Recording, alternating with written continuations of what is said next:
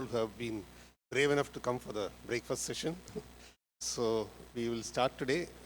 The first session, as usual, what is more important in the audience is quality, not quantity.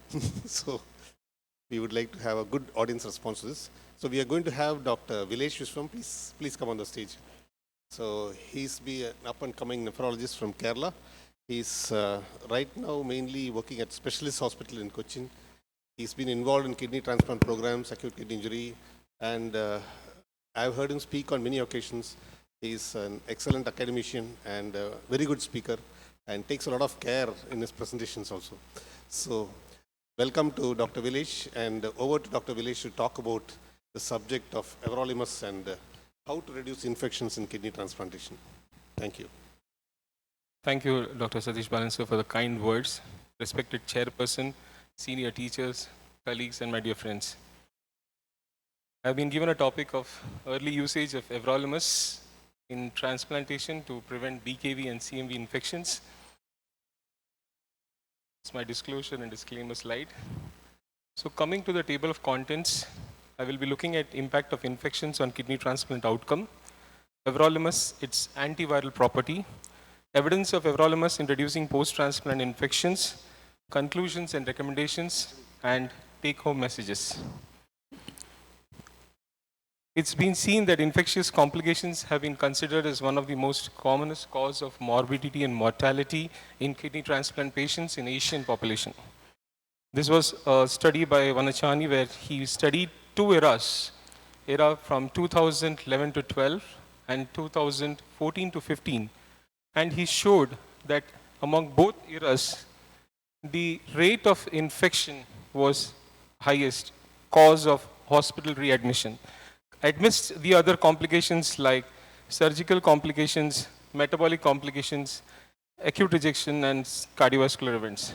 So that was the impact of infection on readmission. And when we look into the timelines of infections in kidney transplant recipients, we are very well aware that viral infection forms a major problem maker, which continues from 1 month and continues all life of the transplant patient. And among the viral infections, we have cytomegalovirus and BKV virus being the most common viral infections. Even in Tung et al.'s paper, it was shown that CMV and BKV was the maximum number of infections, 67.9 and 61.73. And even Indian papers, including Dr. Georgie Abraham's paper, showed that CMV and BKV prevalence is highest in viral infections. And what does it impact on patient survival like? Its impact is huge. I mean, the control group comparing the both sides, it was shown that long-term patient survival was significantly less in patients with CMV infection and far less in patients with BKV nephropathy.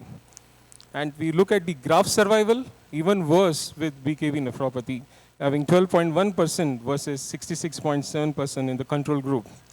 And it also impacts GFR.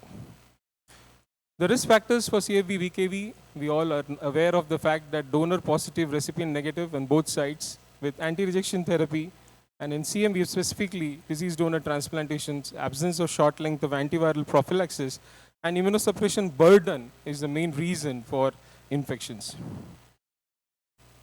So the molecule of the day which we are discussing is everolimus. It is a derivative of sirolimus with an addition of an hydrotoxic group at C40. And the mechanism of action is both cellular and at the molecular level. So everolimus enters the cell and binds to the FKB binding protein 12, which is the same site for the calcineurin inhibitors.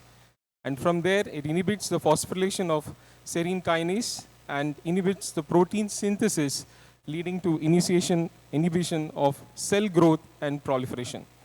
And what it implies to that it has got immunosuppressive and anti-proliferative effects.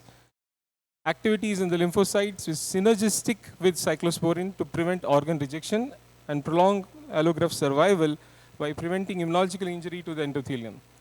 It also inhibits growth factor-driven vascular smooth muscle fibroblast proliferation, impacting acute rejection and vascular remodeling.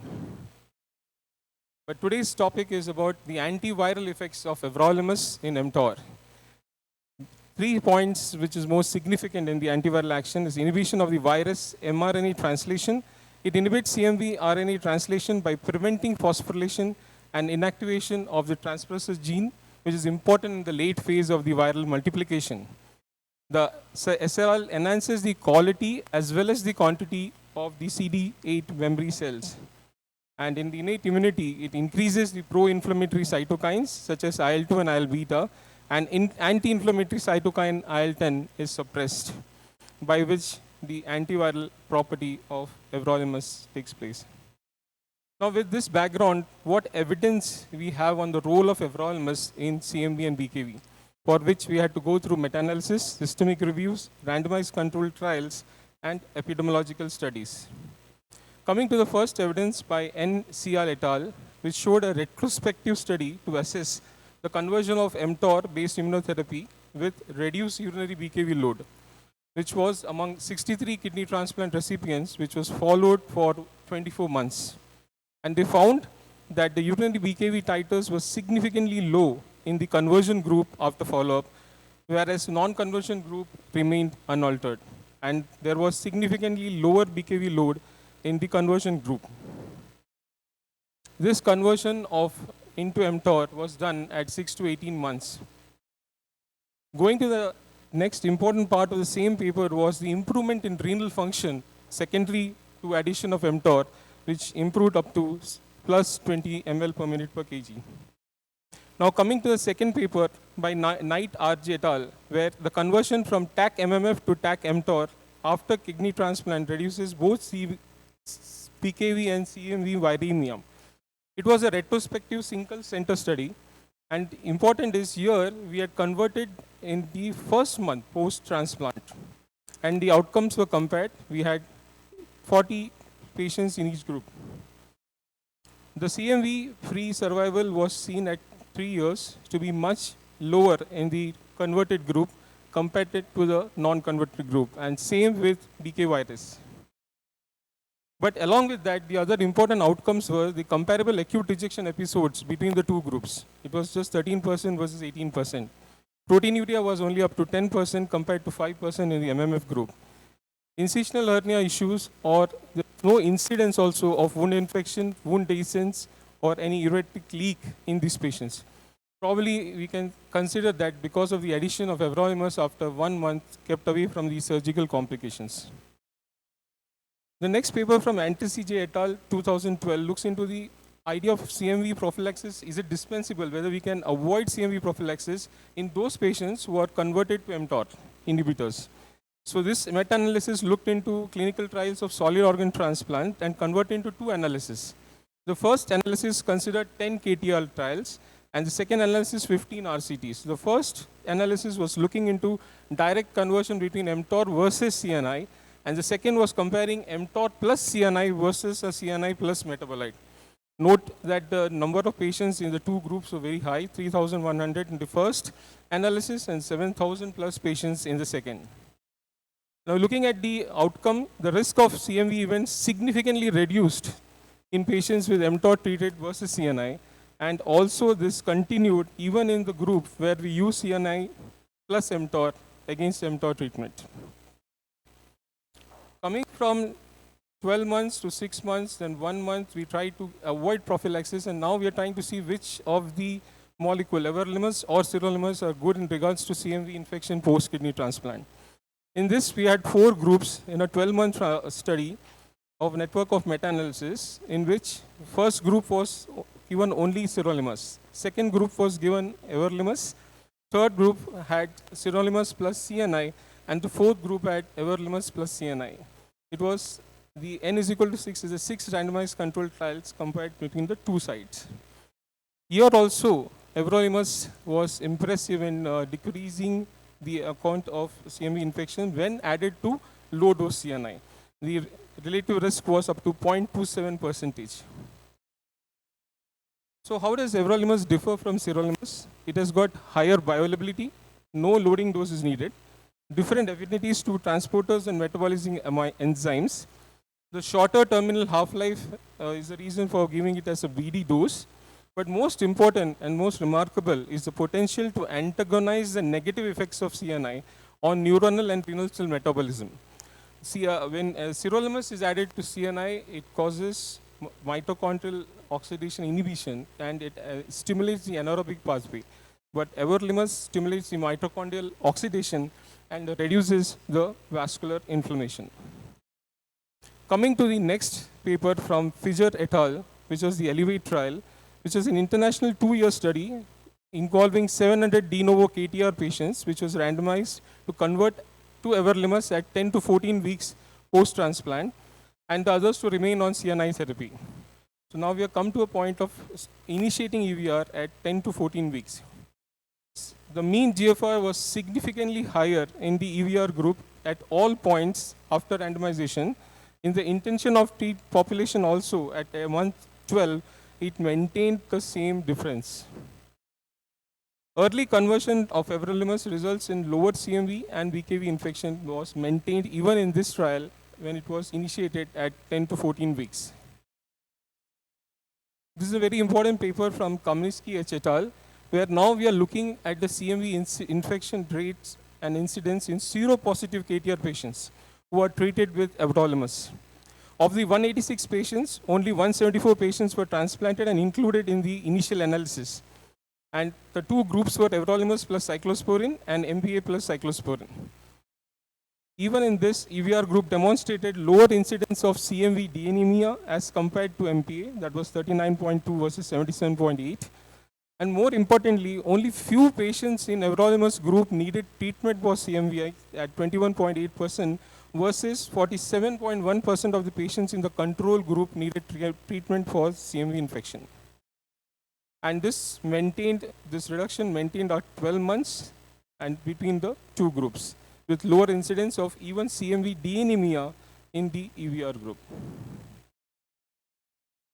Coming up to 10 to 12 weeks, we now come to a most landmark trial, Transform trial. It is the 24-month prospective randomized open label study in de novo KT recipients conducted over 186 centers in 42 countries, the largest trial to date in de novo KT recipients. Here, the KT recipients received induction therapy plus steroids at day 0 and then randomized within 24 hours into two groups. The first group was everolimus plus CNI plus steroids, and the second group MPA plus standard CNI plus steroids. So in the reduced CNI steroids first with everolimus, the TAC level was maintained between 4 to 7 nanogram in the first 2 months, and it was brought down to 2 to 5 months nanogram per ml between month 2 and month 6, and was brought even down to 2 to 4 nanograms per ml in the follow-up period of up to 2 years, which the extension phase of the trial is still continuing, which will be the results of which will come in 2024. So with this low-dose tacrolimus, everolimus combination with steroid, the results were there was no real difference in the anti-rejection as well as the graft outcome. So the biopsy-proven anti-rejection incidence was similar at 12 months and 24 months. The EVR reduced CNI regimen could show similar incidence in graft loss compared to the MPA group, as well as the most striking feature of this trial was the overall reduction in the infection by 13%, 41% reduction in the risk of viral infections, 73% reduction in the risk of CMV, 46% reduction in the risk of BKV at 12 months. It was maintained at 24 months. From the same study, they could take out an Asian population of total 15% and try to analyze the outcomes of on similar grounds in this group. Here again, they could find out that the mean eGFR was significantly higher in the everolimus CNI group versus the MPA CNI group at all points till 24 months, except for bacterial infections, as you see in bar 1. In the viral infections, there was significant lower incidence in the everolimus plus CNI group. So that shows the impact of everolimus on the viral infections. This is an Indian paper from Manohar John et al., Ramaiah College, Bangalore, where they had studied direct effect of everolimus as an alternative to CNI, which they introduced at 3rd month onwards till continuing in between till 12 months. They enrolled around 30 odd patients, but the most striking feature I felt in this study is that no induction agent was about 50% of the patients. And still, everolimus was associated with improvement and subsequent stabilization of graft function after switching over from CNI without increased risk of rejection and also with fewer side effects. They had a total incidence of 13.1% of rejection and a few incidents of NODAT. In the KDIGO guidelines, it's mentioned that when you are having a CMV or BKV infection, additional strategies can be used of switching from CNIs to low-dose mTOR inhibitors or from MMF to low-dose mTOR inhibitors. Finally, after working through the everolimus induction at different phases, the biggest question is when to add everolimus in transplant protocol to minimize CMV and BKV infections. What evidence we had timeline? We had 6 to 12 months in et al. Paper, third month introduction with Elevate trial, 1 month with Knight RG et al. And de novo, which we had the largest trial transform study, which we keep it open to share and discuss their own experiences. But before that, to conclude, all the above studies and meta-analysis showed the potential antiviral properties of everolimus against CMV and BKV. Addition of everolimus with low-dose CNI has shown to decrease the incidence and improvement in EGFR. De novo addition of everolimus has challenges, definitely wound healing, lymphocyte formation, proteinuria, and a guarded event of rejection depending the risk stratification of the patient. Most importantly, the cost of the drug, logistics of getting the drug levels, and cost of drug monitoring is hindrance for its use. We should have an individualized approach when we add patients on everolimus. We should always remember to start everolimus in patients who have proteinuria less than 500 and EGFR is more than 40 ml per minute, and look into the safety profile of the drug and follow-up of the patient. Take-home messages: BKV and CMV are the main viral pathogens affecting the graft and recipient outcome after allogenic kidney transplantation. mTOR inhibitors play a clear role in the management of CMV and have data in the supporting use of BKV. Early conversion from CNI to everolimus-based shows superior anti-CMV and anti-BKV effects in kidney transplant recipients. Kidney health for all. Thank you.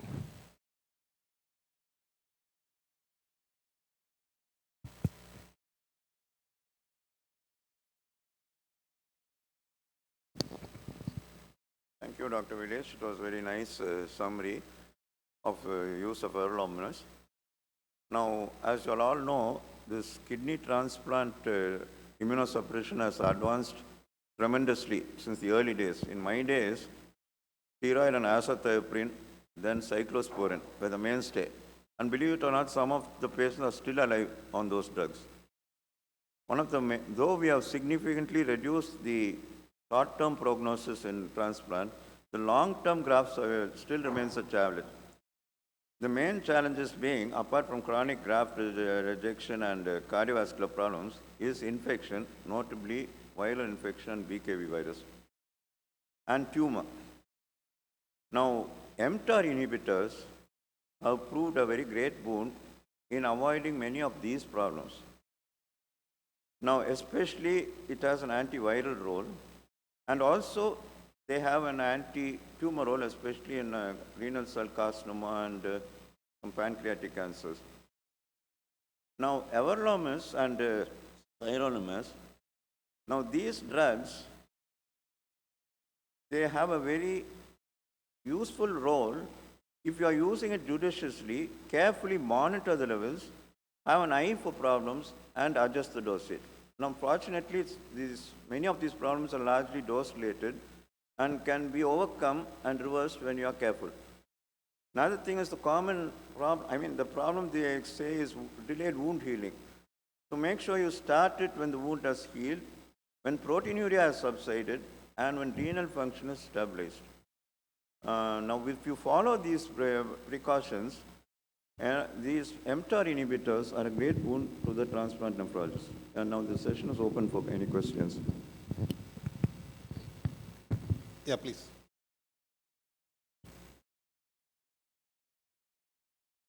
Sorry, I'm Dr. Ramchandra from Bangalore. Good morning, sir. The issue is, it is a wonderful presentation you have done. My question is, withdrawing the CNI or reducing the dose, CNI, I believe that the CNI is one of the very important drug in this thing. Do you think this, with the use of this ganciclovir and all, the chance of CMV versus the rejection, if you compare these two, do you think the CMV is such a big threat where we should withdraw the CNI such drastically? And my question is, I have seen in the patient those, the CNI dose have been maintained at quite lower doses, like in a 2 to 4 milligram, nanogram. These are the patients, though not the acute, but the chronic rejection chances are quite high in these patients. Thank you, sir, for the question. Answering the first question, we are all, looking, almost all centers, I believe, most of them practice universal prophylaxis. Same at my center as well. So the initial 3 months is not an issue. I have never introduced everolimus de novo. I've always put it after 3, mostly it's a reactive rather than a prospective addition of everolimus. But this presentation mainly is to project long-term outcome. As you said about tacrolimus lower dose, you will be surprised that in the transform study, they never achieved that level of 2 and 4 of tacrolimus trough level in all the 2 years. So, and there is evidence that if your TAC level falls below 8, there is an increase in the donor-specific antibodies, and that is the reason which leads later on to chronic allograft injury. So that is well taken, sir. So I totally agree with that point. So we should, as sir said, we should judiciously add everolimus depending the situation. But cautiously, with low dose CNI, keeping the level around 5 and addition of everolimus will definitely, as per these trials, get you a better long-term outcome. We have achieved success over short-term outcome, I think, and as all senior teachers and nephrologists tell me, that transplant is a lucky dip. Sometimes even with all immunological parameters fine, you'll end up with problems. So I think that answers the question, sir.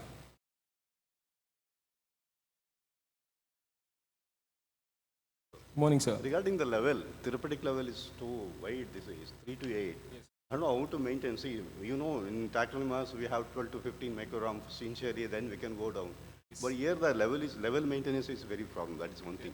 Second thing is, what my observation is, MMF, we are not doing the area under curve for very MMF. Still MMF, I consider as a good drug. Absolutely. So these two things, if you tackle the MMF level and the everolimus level, I think what you are telling is right. Everolimus will be a good, whatever the, say after 1 month, after this one, after GFR, it will be very good actually. Only thing we should look into the proteinuria. That will definitely that will be there.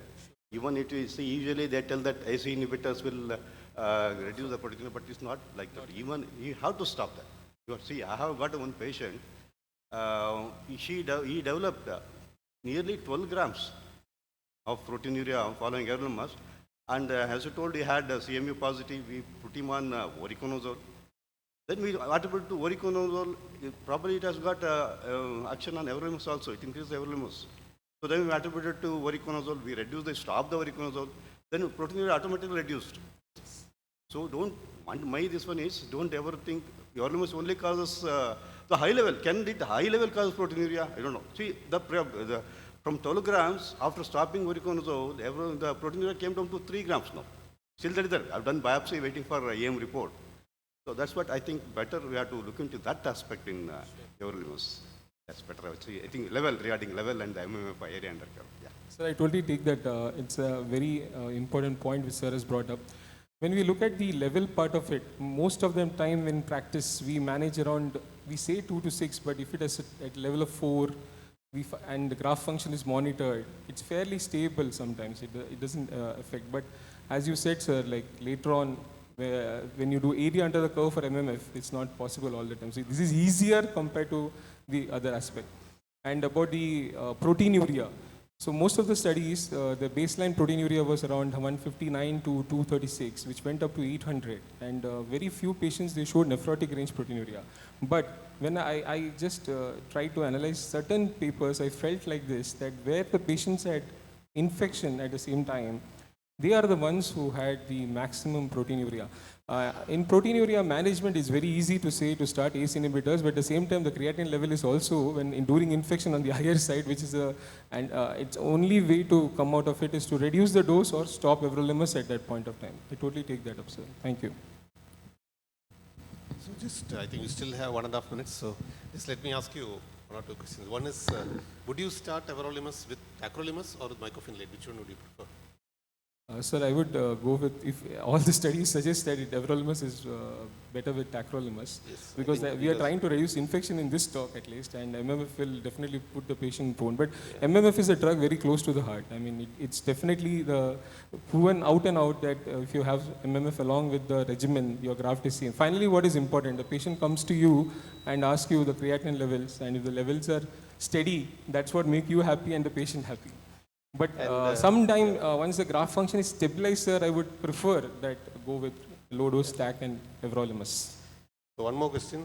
Supposing a patient on everolimus develops an intercurrent infection, or as not infection, let's say undergoes surgery, and you are worried about wound healing, not surgery related to kidney transplant, some other surgery. Would you stop everolimus temporarily?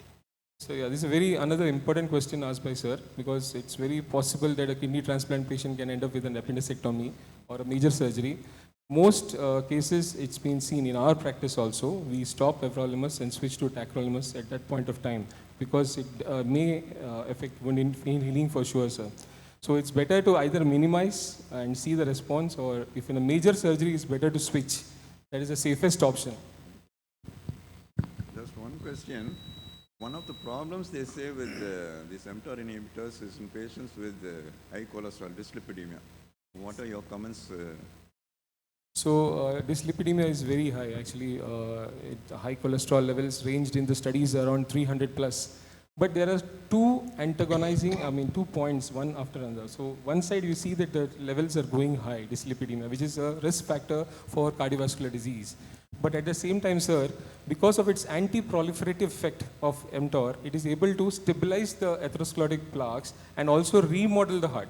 So there is some sort of a safety as well as a worry concern in use of mTOR inhibitors in these patients. So I would prefer like control cholesterol levels, modify the lifestyle, but take the positive effect of everolimus in the long-term graft outcome and move from that. In a very high-risk cardiovascular patient who has had a previous MI or is very prone for this, probably we'll have to titrate dose to see whether we can bring it down or add something for that.